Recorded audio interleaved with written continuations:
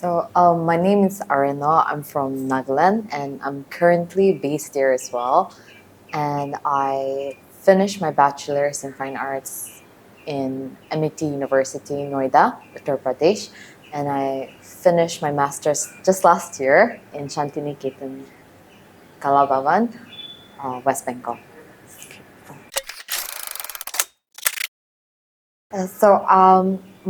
I grew up with my dad buying books for us and my sisters, and most of the time he doesn't even realize what sort of book he's buying, but he knows that books is good, book education, right? So I think ever since I was a kid, I was exposed to like reading a lot of books, and then that's how I came across a book by Esther and Kire called Bitter Wormwood.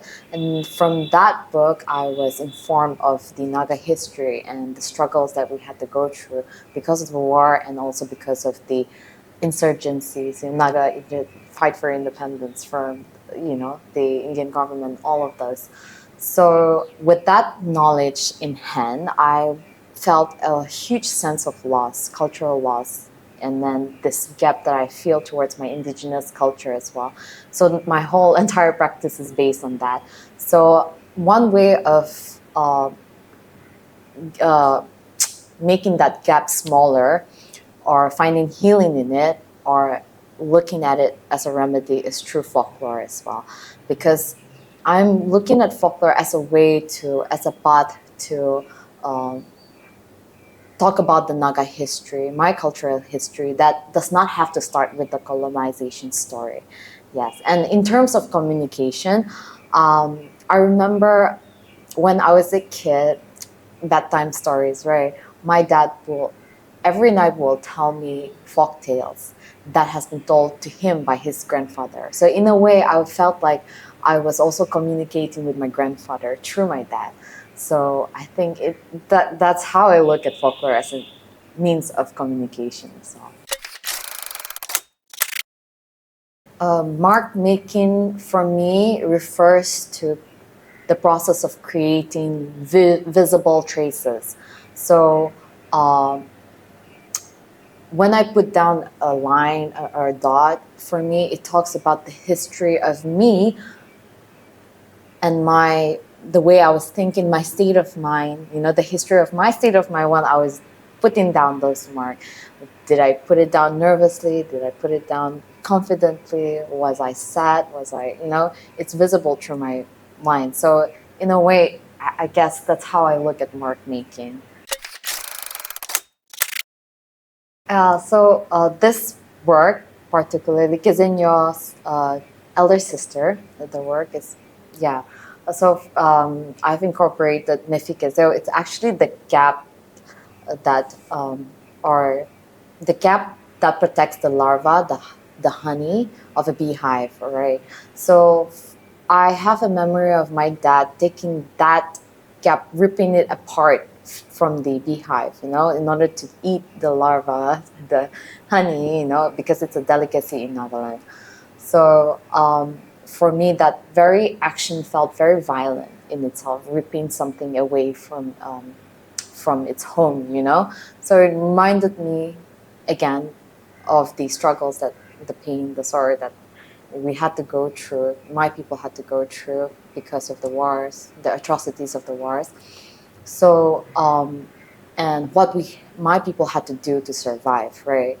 So because of that, I think I took the discarded Mefikazeo and then I tried to stitch it back, making a home for myself that with the remains of what was left, And I think for the first time, because of this, through this work, I think I was also taught how to look at materials in a way that is not just a surface or a supporting component in a work, but look at materials as a signifier. What does it symbolize? What does it say conceptually? So yeah. Huge part of my visual language comes from studying and looking at the Naga traditional textile. because I believe that it's one of the most visible art forms of my culture. And the fact that it's also like weaving has always been women's domain, women's territory, So that also gave me a lot of strength, thinking that all this visual aesthetic have been within the control, and not just control, but within the creative capabilities of a woman, right? So yeah, and then for this work, children from the same mother, there's a certain way of folding the traditional shawl, the Naga traditional shawl. So I have this memory with my mother where I didn't know how to fold this. I thought there was no particular way of folding it, but my mom told me that, okay, there's a certain way of folding this shawl. You have to just follow the crease of the shawl, and through that, you will be able to fold it in a certain way, And so the most prominent crease is the first way of folding, and then as the creases slowly fades, that's how the last folding also the most faded crease will be the last fold. It's something around that. So what I try to do in this work is I try to make it more prominent, the creases, But by doing so, what I realized is that I lost the subtlety of those creases, So in order to gain something, I've lost something. This tension is something I've always felt, while looking or trying to reach out to my indigenous culture, So I feel like this work is also a testament of what I desire and what I lose in return as well. And I look at stitching. I look at the visuals of a stitching as something that does not inform me about what's joined, but also it talks about the history of what has been separated.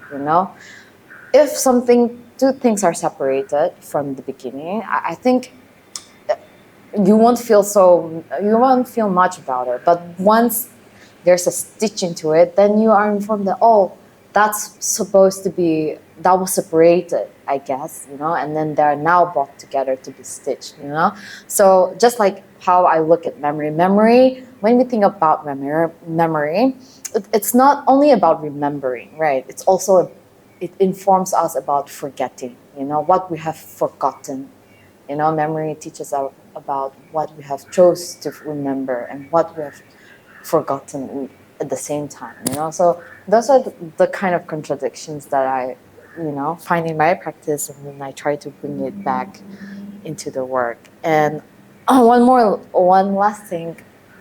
The rat is very symbolic. The rat thread is very symbolic for me too, because before the arrival of Christianity, now Nagaland is 90% Christian, So before the arrival of Christianity, rat used to be symbolized as is symbolic of blood, right? So when there's more blood shed, then there's more victory. That's how it was interpreted. But in today's time, it's interpreted as Jesus' blood, and because of his sacrifice now, it's a symbol of hope now, So I really like the idea of how colors can be reinterpreted, again and again and again, So yeah, those are. With the recent work that I did, it was an interactive work, and I have decided to work with clay because I felt like how I'm looking at clay is that clay is provided to us by the land, of our land, right? So by using something that is provided by the land, how do we use it to preserve the kind of knowledge that we have attained from our environment, from people, from everywhere, So how do we use the material that is provided by the land and then try to preserve the culture that we have attained from our elders, from people. Yeah, from our people. Yeah, that's about it.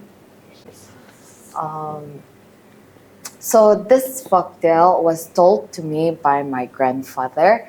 This was the first and the last folktale he has ever told me. Okay, so the folktale talks about man, tiger, and spirit.